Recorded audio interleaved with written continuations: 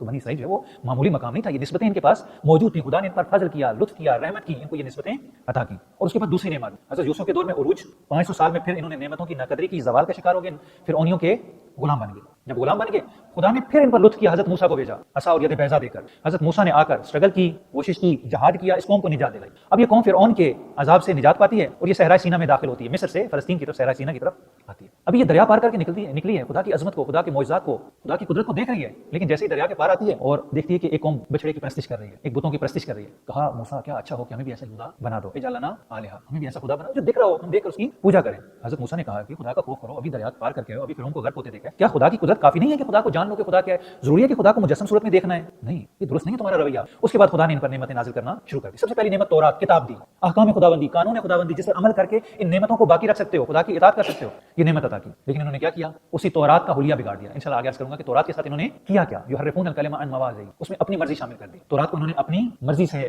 مخلوط کر دیا۔ یہ خدا کی بہت بڑی نعمت تھی۔ آج اگر دیکھیں تو ہمارے پاس بھی ایک نعمت موجود ہے قرآن کی صورت میں، کیا عظیم کتاب ہے، کیا معجزہ ہے، یعنی ہر نبی کا معجزہ فزیکلی کچھ اور تھا، لیکن پیغمبر کو جو معجزہ آتا ہوا وہ یہ قرآن ہے۔ اس قرآن میں ہماری ہر مشکل کا حل موجود ہے، صرف ضرورت اس کی کہ ہم اس قرآن کو سمجھ کر پڑھیں، اس قرآن کے محضر میں آ جائیں، اپنی مشکلات کو پیش کریں اور اس سے جو رائے حل ہے اس کو اپنا کر اپنی زندگی میں اپنائیں۔ ان کو تورات دی، ہمیں قرآن دیا۔ اس کے بعد دوسری نعمت، یہ جس علاقے میں تھی صحرا تھا، خدا نے ان پر بادلوں کا سایہ کر دیا، جن کو تکلیف نہ ہو، اذیت نہ ہو، یہ سائے میں رہیں، چھاؤں میں رہیں،